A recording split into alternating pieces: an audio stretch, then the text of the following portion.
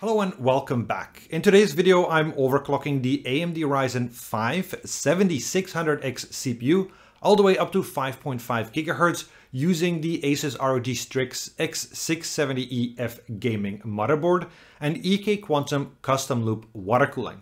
Even though the overclocking result may not sound that impressive, I hope you still can learn something from this video and get ready for overclocking on your own. Alright, let's get started. The AMD Ryzen 5 7600X CPU is part of AMD's Ryzen 7000 desktop processor lineup. The Zen 4 desktop CPUs, codenamed Raphael, launched on August 29, 2022 during an AMD livestream. At launch, there were 4 SKUs available. The entry-level processor is the Ryzen 5 7600X that we're overclocking today. Zen 4 Raphael is very similar to Zen 3 Vermeer, but there are some noteworthy differences. Most importantly, Raphael requires the new AM5 socket and supports DDR5 memory. The CCDs, featuring the Zen 4 CPU cores, is AMD's first chip using TSMC In5 manufacturing technology. Raphael also introduces AVX 512 support and operates at significantly higher clock frequencies. In this video, we will cover 6 overclocking strategies.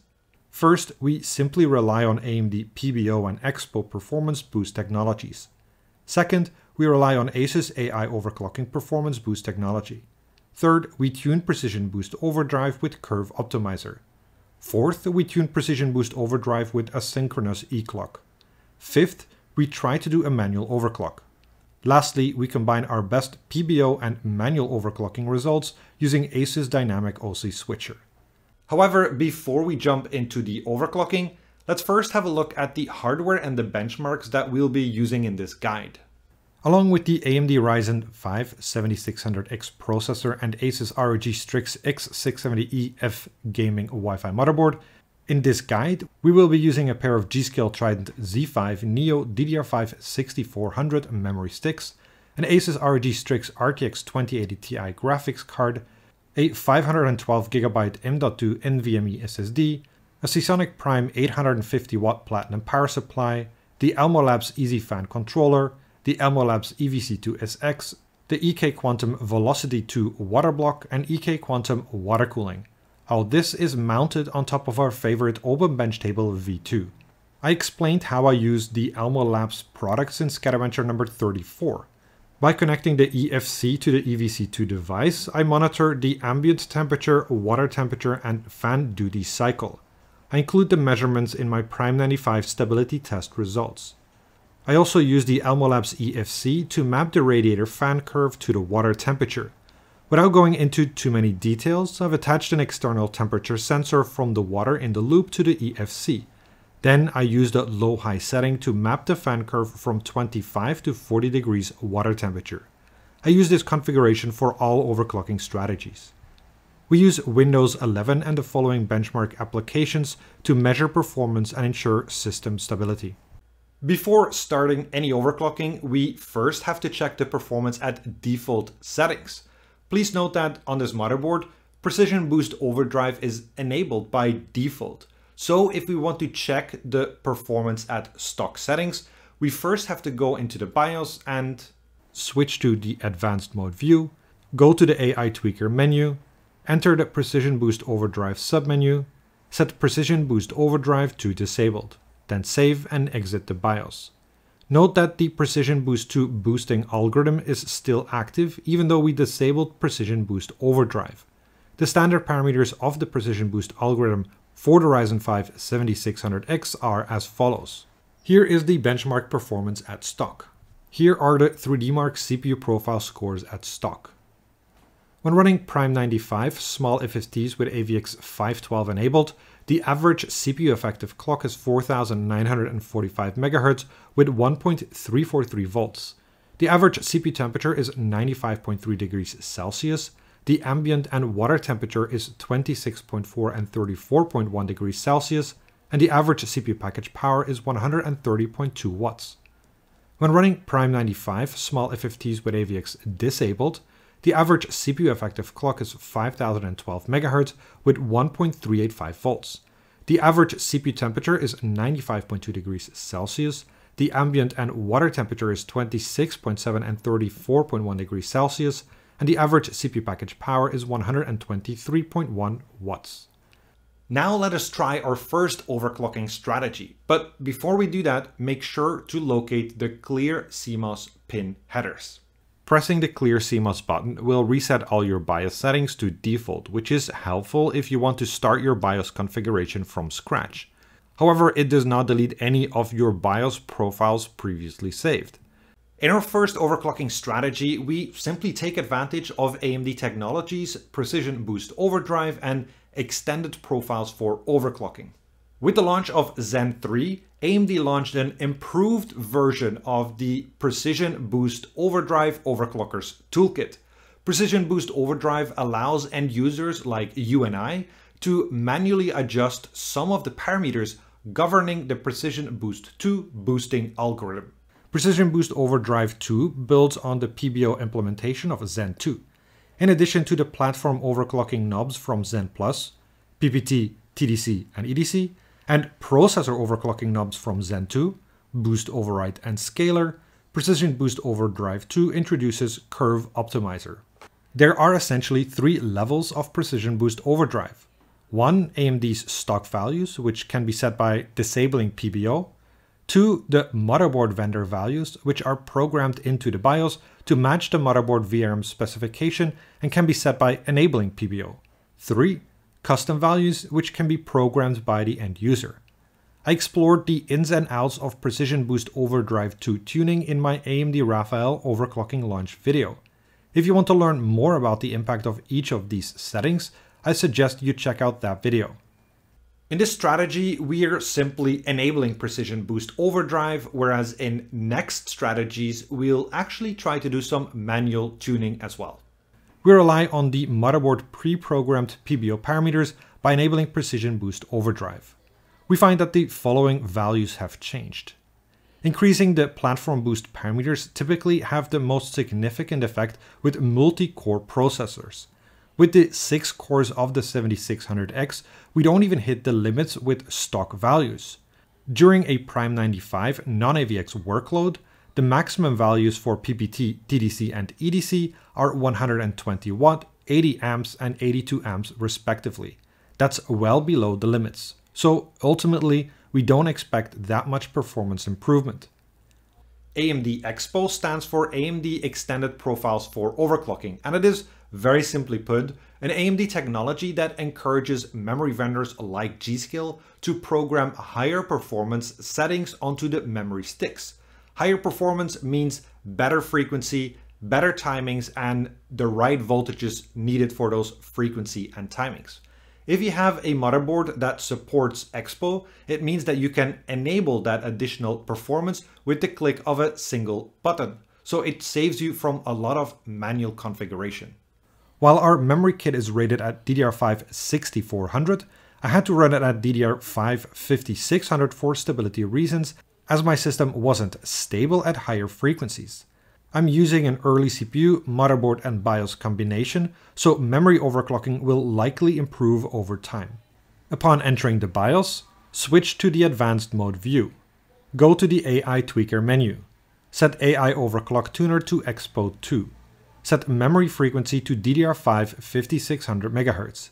Enter the Precision Boost Overdrive submenu. Set Precision Boost Overdrive to enabled. Then save and exit the BIOS. We reran the benchmarks and checked the performance increase compared to the default operation. As expected, enabling Precision Boost Overdrive does little to improve the system's performance. After all, the CPU is limited by operating temperature and the programmed if max, not by any platform power parameter. Thanks to EXPO, we do see a performance improvement of plus 6.80% in AI benchmark. When running Prime 95 small FFTs with AVX 512 enabled, the average CPU effective clock is 4945 MHz with 1.335 volts. The average CPU temperature is 95.3 degrees Celsius. The ambient and water temperature is 26.7 and 34.1 degrees Celsius, and the average CPU package power is 135.8 watts. When running Prime 95 small FFTs with AVX disabled, The average CPU effective clock is 5021 MHz with 1.384 volts. The average CPU temperature is 95.3 degrees Celsius. The ambient and water temperature is 26.4 and 33.9 degrees Celsius, and the average CPU package power is 131 watts. In our second overclocking strategy, we make use of ASUS exclusive performance tuning technology called AI overclocking. For many years, motherboard vendors have tried to implement into their BIOS straightforward and easy automatic overclocking technologies.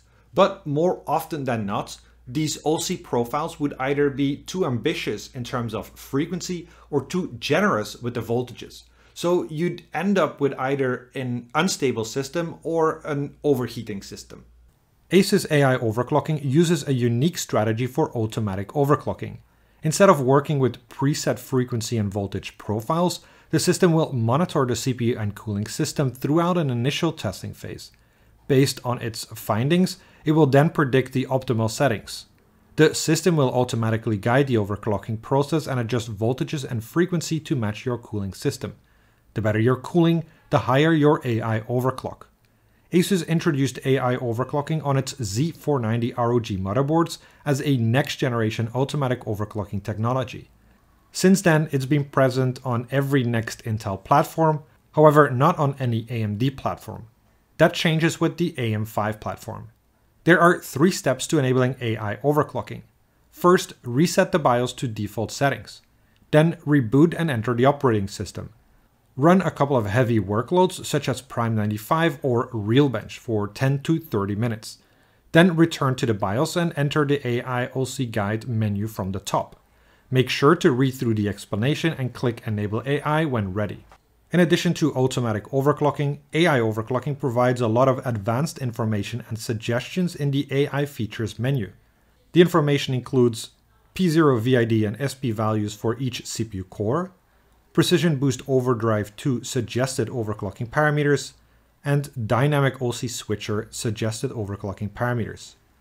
The SP value is based on the combination of maximum boost frequency, temperature, and P0 VID. Generally, it indicates the quality of a particular core. A higher SP value would indicate a better quality core with superior overclocking capabilities, though it's not an exact science. The overclocking suggestions are based on a continued evaluation of your CPU thermal solution. After enabling AI overclock, the following settings have changed. As you can see, AI overclock provides a conservative plus 100 MHz increase of the precision boost maximum frequency. It also boosts the CPU to 5275 MHz in all core workloads by enabling Dynamic OC Switcher. We'll get back to the details on Dynamic OC Switcher later in this video. Upon entering the BIOS, enter the AI overclocking guide. Go through the guide, then click Enable AI. Switch to the Advanced Mode view. Go to the AI Tweaker menu. Set AI Overclock Tuner to EXPO 2. Set memory frequency to DDR5 5600 MHz. Ensure CPU core ratio is set to AI optimized and preference is set to performance. Then save and exit the BIOS. We rerun the benchmarks and check the performance increase compared to the default operation. Increasing the Precision Boost maximum CPU frequency ceiling by 100 MHz is an increase of less than 2% over the standard limit of 5450 MHz. So we don't expect that much in terms of performance improvement. In all core multi-threaded workloads, we get a more significant improvement of up to 5% with the manual overclock empowered by Dynamic OC Switcher. When running Prime 95 small FFTs with AVX 512 enabled, unfortunately, the CPU is not stable. AI overclock targets the typical use case and stability requirements, not a worst case scenario like Prime 95 with AVX. When running Prime 95 small FFTs with AVX disabled, the average CPU effective clock is 5275 MHz with 1.278 volts. The average CPU temperature is 83 degrees Celsius. The ambient and water temperature is 26.9 and 33.9 degrees Celsius, and the average CPU package power is 111.9 watts. In our third overclocking strategy, we will use the Curve Optimizer tool included in the Precision Boost Overdrive 2 Overclockers Toolkit. As I mentioned earlier in this video, Curve Optimizer is an important new tool of the Precision Boost Overdrive 2 Overclocker's toolkit. Curve Optimizer allows end users like you and I to manually adjust the factory-fused VFT or voltage frequency temperature curve. The voltage frequency temperature curve is a curve that describes what kind of voltage you need for a given frequency at a given temperature. The higher your frequency or the higher the operating temperature, the more voltage is required. Curve Optimizer adjusts the VFT curve by offsetting the voltages. By setting a positive offset, you increase the voltage point. Conversely, you decrease the voltage point by setting a negative offset. You can offset the entire curve by up to 30 steps in a positive direction and up to 300 steps in a negative direction. Each step represents approximately 5 to 7 millivolt. The traditional overclocking approach for AMD Ryzen CPUs is to use a negative curve optimizer setting. Two things happen when you do this. First, you effectively tell the CPU that it needs less voltage for a given frequency, and as a consequence, at a given voltage, it can apply a higher frequency. Second, the CPU temperature will be lower because you use less voltage at a given frequency. That extra thermal headroom will also encourage the Precision Boost algorithm to target higher voltages and frequencies. In my AMD Raphael overclocking launch video, I explored the ins and outs of curve optimizing with Precision Boost Overdrive 2. If you want to learn more about the impact of Curve Optimizer, I suggest you check out that video. As I mentioned already, Curve Optimizer is available on a per core basis, and that is awesome because some cores inside your CPU will overclock better than other cores, and with Curve Optimizer, we can now push some cores higher than other cores. The manual tuning process for Curve Optimizer can become quite convoluted because we're trying to optimize for a wide range from single-threaded light workloads all the way up to all-core heavy multi-threaded workloads. The specific tuning process that I followed for this Ryzen 5 7600 CPU is as follows. First, I use a broad tuning approach to get a big picture understanding of the tuning opportunity. Then I narrow down the per core curve optimizer settings to achieve stability in a light workload. Then I verify the stability in all core multi-threaded workloads. Lastly, I run through all my benchmarks to validate stability in a wide range of test scenarios.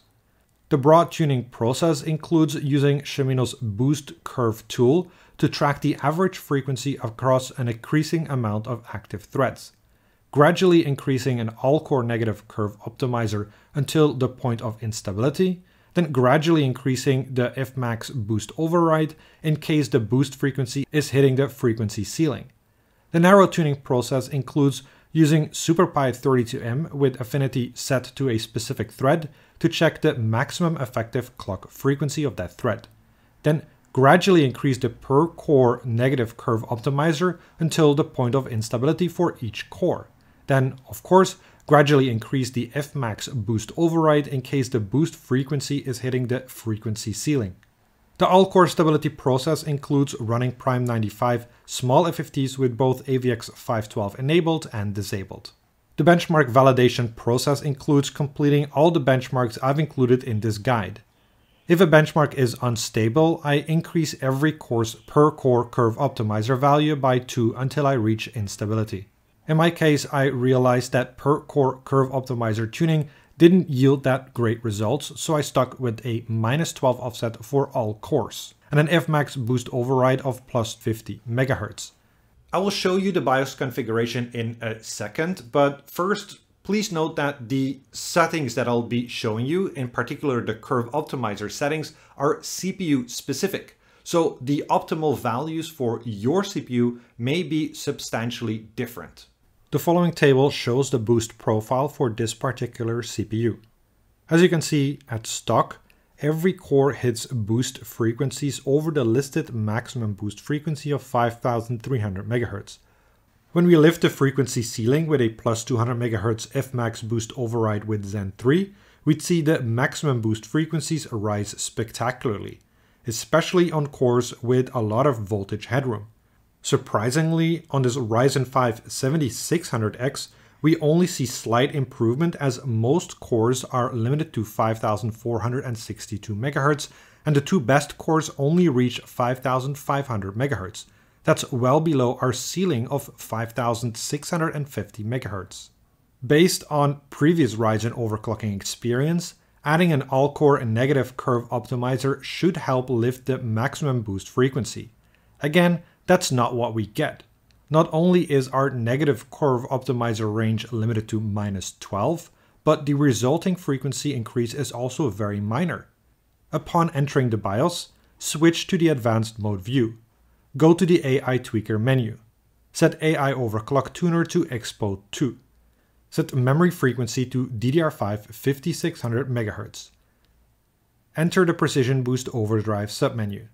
Set Precision Boost Overdrive to enabled. Set CPU Boost Clock Override to enabled, positive. Set Max CPU Boost Clock Override to 50. Enter the Curve Optimizer submenu. Set Curve Optimizer to all cores. Set All Core Curve Optimizer sign to -. Set All Core Curve Optimizer magnitude to 12. Leave the Curve Optimizer submenu, then save and exit the BIOS. We rerun the benchmarks and check the performance increase compared to the default operation. Unsurprisingly, the performance uplift after curve optimizing is very limited. After all, we could only increase the frequency ceiling by 50 MHz. We see a slightly better improvement in multi-threaded applications, likely due to the lower voltage used after curve optimization. We see the highest performance improvement of plus 8.49% in AI benchmark. When running Prime 95 small FFTs with AVX 512 enabled, the average CPU effective clock is 5051 MHz with 1.324 volts. The average CPU temperature is 95.3 degrees Celsius. The ambient and water temperature is 26.9 and 34.4 degrees Celsius, and the average CPU package power is 135.7 watts. When running Prime 95 small FFTs with AVX disabled, the average CPU effective clock is 5126 MHz with 1.373 volts. The average CPU temperature is 95.4 degrees Celsius. The ambient and water temperature is 26.9 and 34.4 degrees Celsius, and the average CPU package power is 130.8 watts. In our fourth overclocking strategy, we take advantage of the return of Eclk mode. Eclk stands for external clock, and it is exactly like what the term describes. We use an external clock generator. The use of external clock generator was already supported on Ryzen 2000 Pinnacle-rich CPUs, but was removed afterward, until now. The standard Raphael platform has a 48 MHz crystal input to the integrated CGPLL clock generator. The CGPLL then generates a 48 MHz clock for the USB PLL and a 100 MHz reference clock for the FCH, which contains the core clock PLL for the CPU cores and several SoC PLLs. In addition to the standard internal CGPLL, Raphael supports up to two external clock modes. They're called Eclk 0 mode and Eclk 1 mode. In Eclk 0 mode, an external 100 MHz reference clock is used for both the CPU and SoC PLLs. In other words, it's a reference clock that affects the CPU core clocks and the PCIe as well as SATA clocks. In Eclk 1 mode, there are two distinct external 100 MHz reference clocks. One clock provides the 100 MHz input for the CPU PLL, and another provides the 100 MHz reference clock for the SoC PLLs. AMD suggests that up to 140 MHz can be expected for the CPU core reference clock, but your mileage may vary. In previous SkatterBencher videos, I would refer to the process of overclocking the reference clock as supercharging PBO. But unlike previous Ryzen platforms, the support for reference clock overclocking is very good on Ryzen 7000 CPUs. It actually is a viable path for overclocking. The overclocking process that we follow when we do reference clock overclocking is the polar opposite of how we normally try to overclock AMD Ryzen CPUs. Typically, as we showed in OC strategy number 3, Ryzen overclocking consisted of using a negative curve optimizer. This would offset the CPU core VFD curve and achieve higher boost frequencies. With Eclk, we still build on top of the factory-fused VFT curve, but adjust the frequency by adjusting the reference clock. For example, if the precision boost has a VFT point for 5000 MHz at 1.25 volt at 50 degrees Celsius, with an Eclk of 105 MHz, the actual point will be 5250 MHz at 1.25 volt at 50 degrees Celsius. Obviously, the default voltage for this VFT point won't suffice for stable operation. So, counterintuitively, we use a positive curve optimizer to increase the voltages of the VFT point. For example, a plus 30 curve optimizer may increase the voltage by 150 mV. Thus, the resulting VFT point would be 5250 MHz at 1.4 volt at 50 degrees Celsius. Suppose Curve Optimizer doesn't provide you with sufficient additional voltage. In that case, you can always add a voltage offset via the VRM controller configuration. As you'll see in a bit, that's what I had to do in this strategy. One more important point. Eclk also affects the maximum frequency ceiling. With an Eclk of 109.25 MHz, the new Fmax for the 7600X CPU is 5450 MHz multiplied by 1.0925 equaling 5954 MHz. That's obviously way too high for this CPU. Luckily, we can use a negative Fmax boost override to fix this. The manual tuning process when Eclk overclocking can become quite convoluted because we're talking about a wide range from single-threaded light workloads all the way up to all-core heavy multi-threaded workloads. The particular process that I followed for this Ryzen 5 7600 CPU is as follows. That means starting with a broad tuning approach, then optimizing using the narrow tuning approach, then verifying stability in all-core multi-threaded workloads, then lastly running through all of the benchmark to validate stability in a wide range of scenarios. The broad tuning process includes using Shimino's boost curve tool to track the average frequency across an increasing amount of active threads. Then gradually increase the Eclk frequency until the point of instability. And in case of instability, reduce the programmed Fmax by configuring a negative boost override. The narrow tuning process includes using SuperPy32M with affinity set to a specific thread to check the maximum effective clock frequency. Then gradually increase the Fmax boost override in case the boost frequency is hitting the frequency ceiling. In case of instability, set a positive per core curve optimizer. The benchmark validation process includes completing all the benchmarks I've included in this guide. If a benchmark is unstable, I increase every core's per core curve optimizer value by 2 until I reach stability.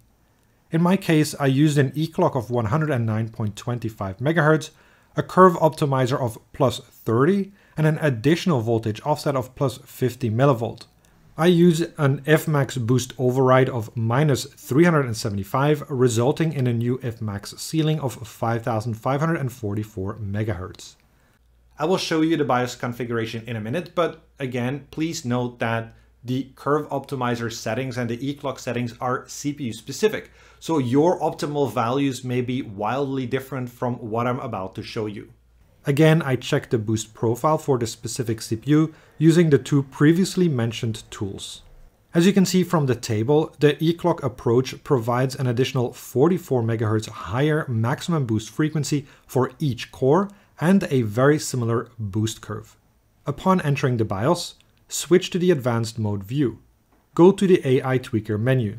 Set AI Overclock Tuner to EXPO 2. Set Eclk mode to Asynchronous. Set BCLK2 frequency to 109.25 MHz. Set memory frequency to DDR5 5600 MHz. Enter the Precision Boost Overdrive submenu. Set Precision Boost Overdrive to Enabled. Set CPU Boost Clock Override to Enabled Negative. Set Max CPU Boost Clock Override to 375. Enter the Curve Optimizer submenu. Set Curve Optimizer to All Cores.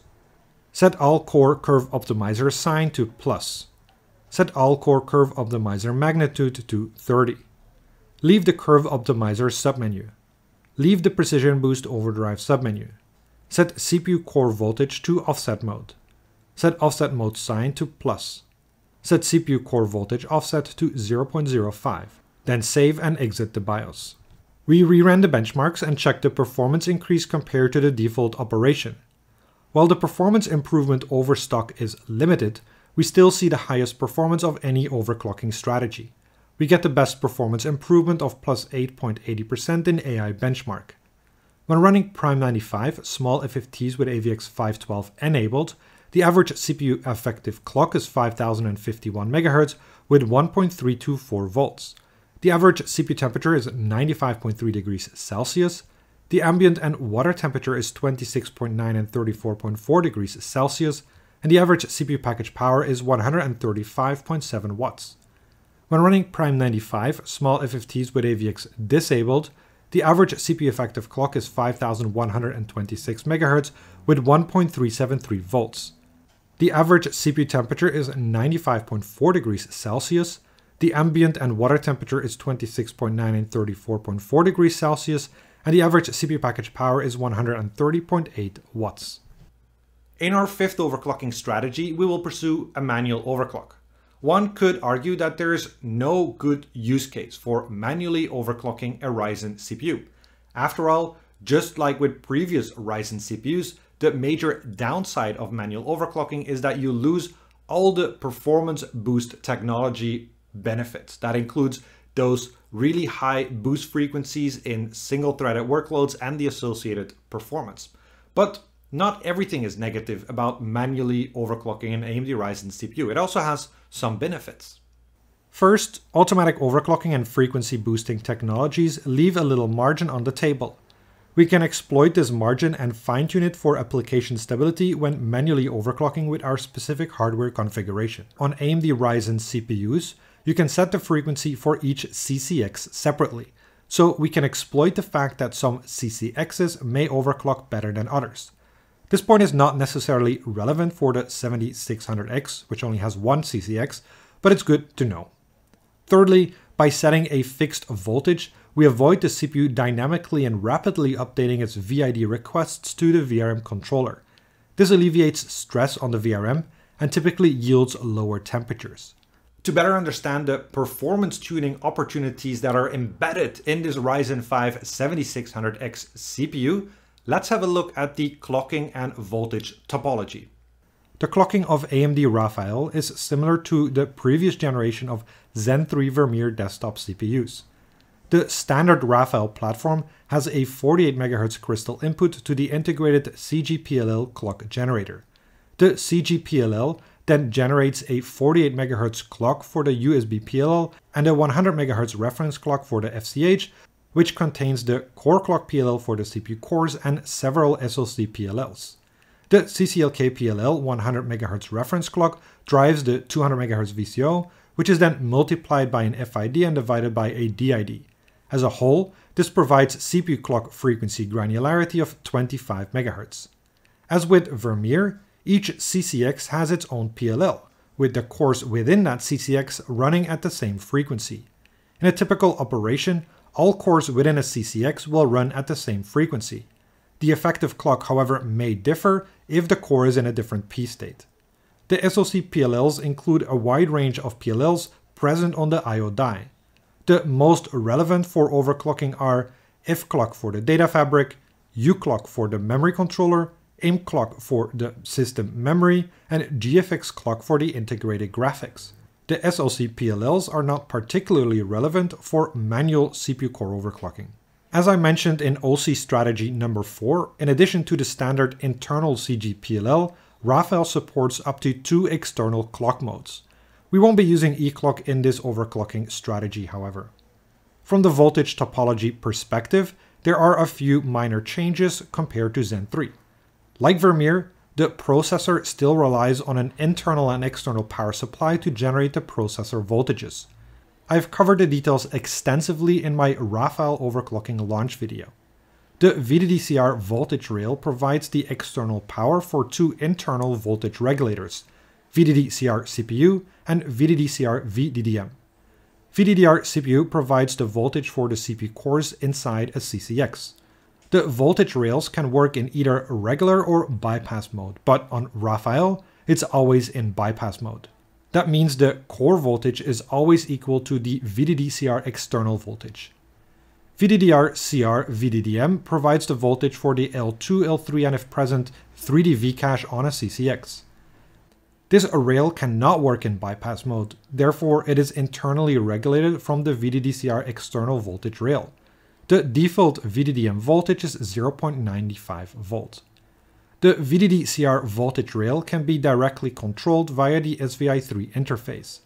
The VDD-CR VDDM voltage rail cannot be controlled by the end user.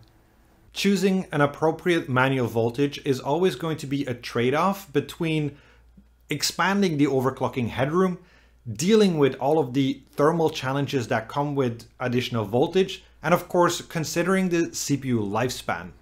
It's with that last thought that we kick off our manual overclocking process. Our limiting factor will always be our cooling solution, since power consumption scales exponentially with operating voltage and operating temperature scales somewhat linearly with power consumption. The maximum voltage will be determined by the application we're tuning for. So the first step in our tuning process would be deciding on the stress test representing our worst case scenario. Usually I pick Prime 95 small FFTs with AVX512 enabled, but for the Ryzen 5 7600X, I think it's reasonable to forego the AVX requirement. The next step is to set a fixed CPU ratio and check the maximum temperature when running our workload. If there is thermal headroom left, just increase the operating voltage. Once we know the maximum voltage, we can tune the CCX ratio. Simply increase the CPU ratio until the application shows instability, then back off. This approach will give you the maximum stable per CCX frequency for a given voltage. In our case, we end up with a CPU ratio of 53.75x and a core VID of 1.365 volt. Our worst case stress test yields a CPU voltage of 1.379 volt under load and a CPU temperature of 96 degrees Celsius. Upon entering the BIOS, switch to the advanced mode view. Go to the AI tweaker menu. Set AI overclock tuner to EXPO 2. Set memory frequency to DDR5 5600 MHz. Enter the CPU core ratio per CCX submenu. Set core VID to 1.365. Set CCX0 ratio to 53.75. Then save and exit the BIOS. We rerun the benchmarks and check the performance increase compared to the default operation. As expected, we see a performance deficit against stock performance in single-threaded applications as manual overclocking loses the benefits of the Precision Boost 1T boost frequency. In multi-threaded applications, however, we see a nice performance uplift up to plus 8.75% in AI benchmark. When running Prime 95 small FFTs with AVX512 enabled, unfortunately the CPU is not stable. This is a deliberate choice as we decided that Prime 95 with AVX512 enabled is not a representative worst case workload for our system. When running Prime 95 small FFTs with AVX disabled, the average CPU effective clock is 5375 MHz with 1.376 volts. The average CPU temperature is 96 degrees Celsius. The ambient and water temperature is 24.2 and 31.5 degrees Celsius. The average CPU package power is 136.4 watts. In our final overclocking strategy, we rely on ASUS Dynamic OC Switcher to bring together the best of Precision Boost Overdrive and manual overclocking. Dynamic OC Switcher, or DOS for short, is ASUS's very clever way of working around one of the fundamental problems with overclocking AMD Ryzen processors. It was first introduced on the ROG Crosshair 8 Dark Hero motherboard and has since been implemented on several other ASUS AMD motherboards. There are two approaches to AMD Ryzen CPU core overclocking: Precision Boost Overdrive and OC mode. Precision Boost Overdrive has the benefit of retaining all the automatic boost algorithms, including the peak single-thread frequency and associated performance. OC mode has the benefit of enabling precise per CCX fine-tuning for achieving the maximum stable all-core frequency. So you typically have to choose to compromise either the best single-threaded performance or the best multi-threaded performance. Dynamic OC Switcher gives us the best of both worlds, allowing us to dynamically switch between Precision Boost Overdrive and manual OC mode. The easiest way to think about this is essentially that Dynamic OC Switcher retains all the high frequency boost in low-threaded single applications, while at the same time having a manually configured floor frequency for the all-core workloads. DOS requires little additional configuration work. We need to know two things. One, what is the lowest frequency we'll allow? And two, at which point do we want DOS to switch between PBO and OC mode? Sadly, we cannot simply configure a minimum frequency and have the system switch based on that. Instead, we need to use a proxy metric, a specific current or temperature threshold. There is no perfect method of determining the ideal threshold, so I'll show you one example using Prime 95 small FFTs without AVX. The first step is to determine your desired manual overclock. In our case, we can rely on our overclocking settings from OC strategy number 5. After writing these settings down, we can switch back to tuning with Precision Boost Overdrive. The next step is to apply all your Precision Boost Overdrive tuning settings, including any custom curve optimizer or if-max override settings. In our case, we can rely on the settings from OC strategy number 4. Then we go into the operating system and open our stress test tool and hardware info. We aim to find where exactly the Precision Boost frequency drops below our target manual overclock of 5375 MHz and then check the current that's used. In hardware info, we will monitor the CPU core effective clocks and ASUS ECVRM vCore current. Then we start the Prime 95 non-AVX stress test and change the affinity to 1 core in Task Manager. Now, monitor the core clock frequency. It will be higher than our target of 5375 MHz.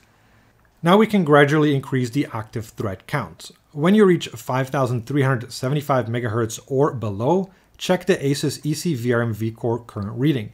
This value will be our input for the DOS current threshold setting.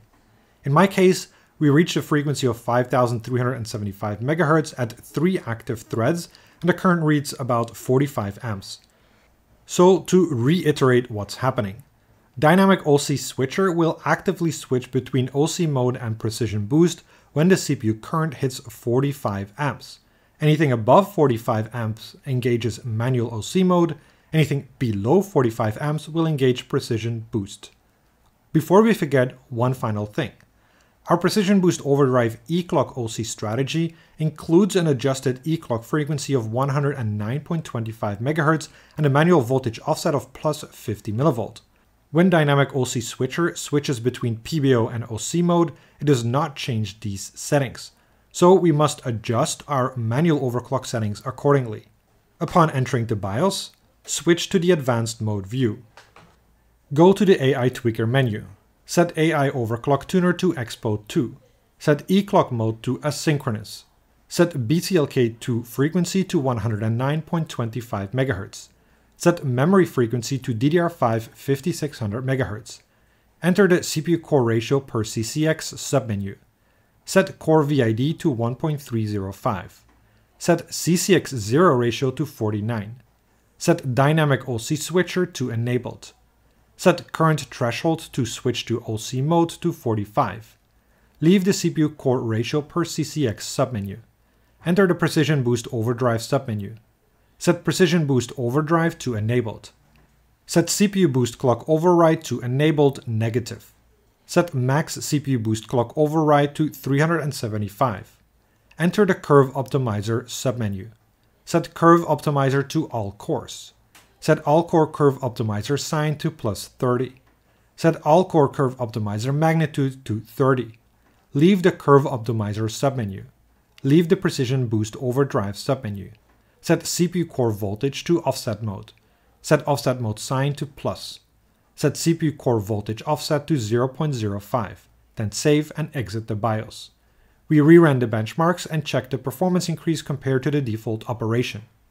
On the upside, we see the highest performance in all of our benchmarks. On the downside, it's a little disappointing that after hours of testing and tuning, we can only squeeze less than 10% extra performance. We see the maximum performance improvement of 8.68% in AI benchmark. When running Prime 95 small FFTs with AVX 512 enabled, unfortunately the CPU is not stable. This is a deliberate choice on our side, as we decided that Prime 95 with AVX 512 enabled is not a representative worst case workload for our system. When running Prime 95 small FFTs with AVX disabled, the average CPU effective clock is 5305 MHz with 1.379 volts. The average CPU temperature is 94.7 degrees Celsius. The ambient and water temperature is 25 and 32.1 degrees Celsius. And the average CPU package power is 126.6 watts. Alright, let's wrap this up. To be honest, the overclocking experience of this Ryzen 5 7600X was pretty rough. Not because we didn't reach high frequencies, but because there's not that much overclocking headroom. AMD really pushed the Ryzen 7000 CPUs quite hard out of the box. If we look at my overclocking results, we achieved 5.5 GHz, but that is not even 300 MHz more than what the default CPU will boost at. And that's a little bit of a pity, because the overclocker's toolkit, the tactics and the options that we have available to try and squeeze more performance out of our CPU is the best AMD has come up with so far. It's really incredible. So it would have been great if also the overclocking headroom was enormous, because then we could use all of these new tactics and all of these new strategies to find ways to squeeze even more performance out of the CPU. I think in the end, over a couple of weeks and months, we'll find out if the early Ryzen 5 CPUs are just, that tightly binned. And maybe over the next couple of weeks, we'll see CPUs that can overclock maybe up to the speeds that the 7950X is running at default. A 5.9 GHz Ryzen 5 7600X would definitely be a great chip. Anyway, that's all for today for me. As per usual, if you have any questions or comments, feel free to drop them in the comment section below. If you want to read through my BIOS settings or check out the charts, I will also put up a written version of this video on my blog. As per usual, I also want to thank my Patreon supporters for supporting my work, and of course you for watching. And that's it. See you next time.